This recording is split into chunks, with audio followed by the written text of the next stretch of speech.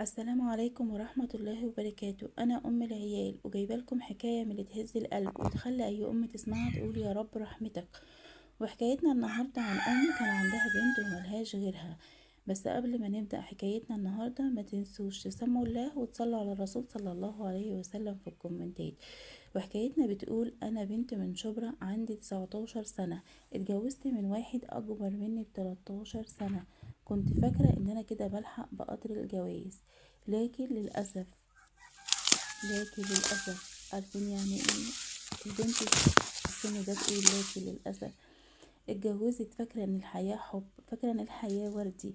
الراجل اللي ارتبطت بيه كان في اول طيب وكان بيضحك وبيهزر، بس للأسف مع اول حمل اتحول. ايه؟ حامل؟ حامل ازاي؟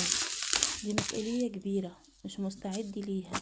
وفعلا اتقلب، بدأ يتأخر برا ويظهر ويصرف الفلوس ويصرف فلوس من بتاعتها ومن وراها، وكانت يعني هي مش عارفة بتعمل ايه. كان بيزعق لها على اي سبب. واللي زاد الطين بلة ان الاشعاعات والتحاليل قالت ان اللي في بطنها بنت.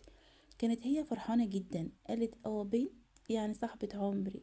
بس هو قال وكلمته كانت غير كده خالص. انا عايز ولد يشيل اسمي، البنت دي خليها في حضنك انتي. وبعد ما ولدت سامية بشهر واحد ساب البيت ومرجعش تاني للأسف. مرجعش، بس رجع للأسف على قبره. رجعت أنا أرملة، وبدأت من هنا حياتي. بدأت رحلتي، رحلة أم شايلة مسؤولية وحياة كاملة لوحدها وهي في السن ده. كنت بصحى على صوتها وبنام على بكاها. عارفين يعني ايه؟ يعني ايه أم في السن ده عايزة تشوف حياتها، وعايزة تشوف انها لسه صغيرة وشابة، حياتها تبقى مقفولة بالشكل ده. ياه، كنت لوحدي. بقيت اتنقل من مكان لمكان لغاية ما عشت في حارة بسيطة. كنت عايشة مع سامية، يا بنتي الوحيدة. كنت أرملة والناس كانت بتبصلي بصة وحشة، بس تخطيت كل ده.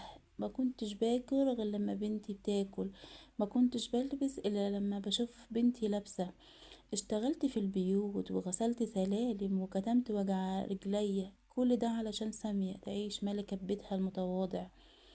كبرت سامية واتعلمت وكانت شاطرة قوي قوي قوي. وكانت دايما تقول يا ماما يا ماما انا هكبر واشيلك فوق راسي، مش هسيبك تعيشي زي ما عشتي، مش هتشتغلي تاني خالص.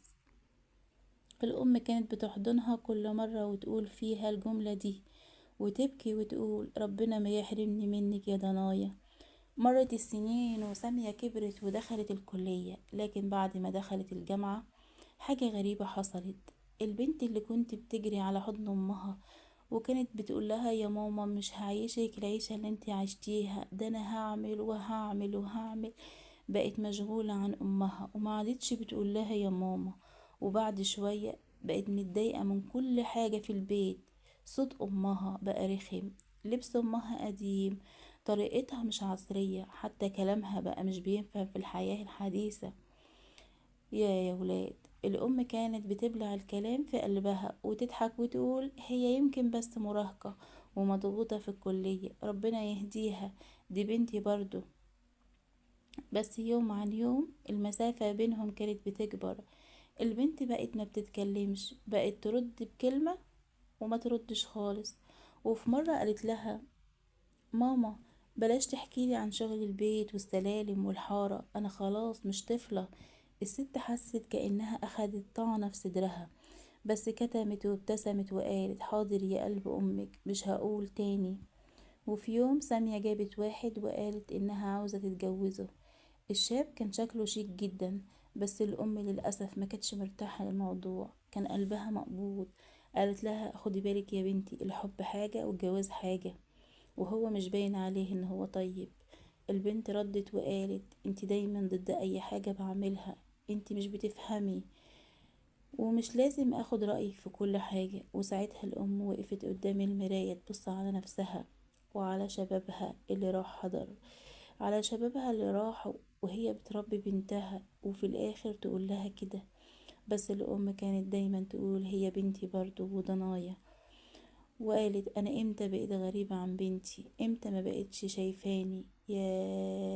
ياه ومرت الايام والبنت دي اتجوزت فعلا من نفس الشاب ده. امها حضرت الفرح بس كانت قاعدة في جنب مش زي اي ام، ولا حد بص ليها نظرة رضا، ولا حتى بنتها سلمت عليها السلام اللي يرضيها.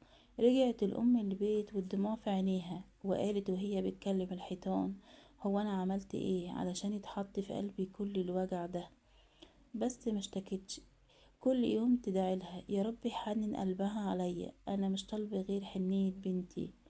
البنت راحت تعيش في بيت جوزها وانشغلت اكتر واكتر واكتر، بقت لما الام تتصل بيها تبقى دقيقة والسلام. ولو الام اتكلمت شوية وتقول لها انا عايزاك تكلميني شوية بزيادة، انا عايزة اعرف عنك كل حاجة، يا بنتي اسألي عليا ماما، تقول لها انا عندي حاجات كتير خليني نتكلم بعدين، خلينا نتكلم بعدين. وبعدين ويعدي بعدين وبعدين.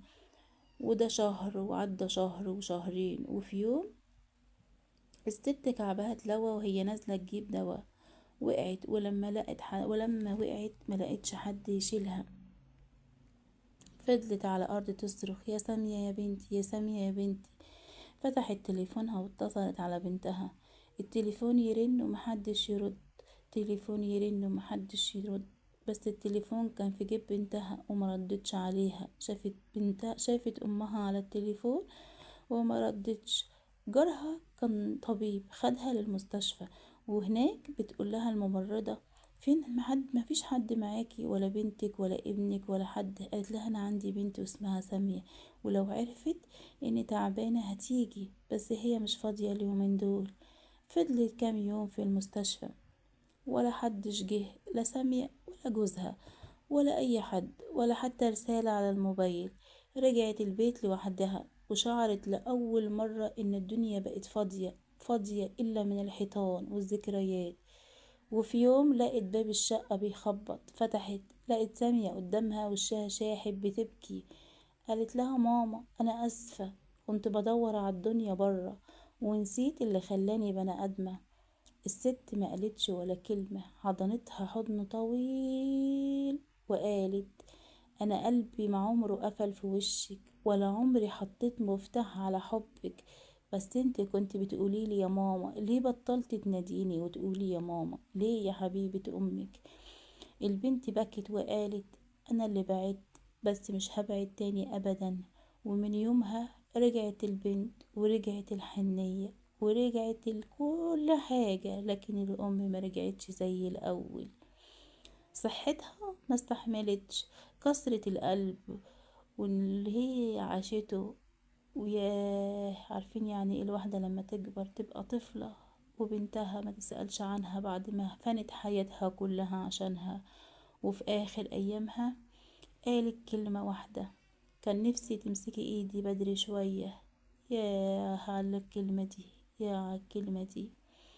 يلي بتسمعي او بتسمع، الام دي ما تتعوضش، ولو بعدت عنها ارجع قبل ما تقولك كان نفسي بس الوقت فات. ودي حكايتنا النهاردة. انا عايزة كل اللي بيسمعني وعنده ام ولسه عايشة يرجع بسرعة يبوس ايديها ورجليها قبل فوات الاوان، ويخليها تسامحه على اي حاجة حتى لو ما عملش فيها حاجة. الام ما تتعوضش والله، الام الجنة تحت اقدامها. ودي كانت نهاية قصتنا، ودي قصة ام وبنتها. يا رب تكون عجبتكم، ولو عجبتكم ما تنسوش تصلوا على الرسول في الكومنتات وتفجروا الصلاة على النبي صلى الله عليه وسلم. ومع السلامة، وفي حكاية جديدة هنكون مع بعض ان شاء الله. يا رب اكون كنت ضيفة خفيفة عليكم وحكايتنا النهاردة تعجبكم.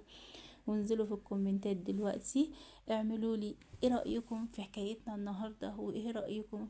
وكل واحدة امها توفت تروح عند قبرها وتقول لها سامحيني يا امي، واللي ام عايشة يلحق نفسه. يا ولاد الحقوا نفسكم، والله الحياة فانية، والله الحياة فانية. ما تنسوش تعملوا لايك واشتراك في القناة وتفعلوا الجرس عشان يوصل لكم كل جديد. السلام عليكم ورحمة الله وبركاته. سلام.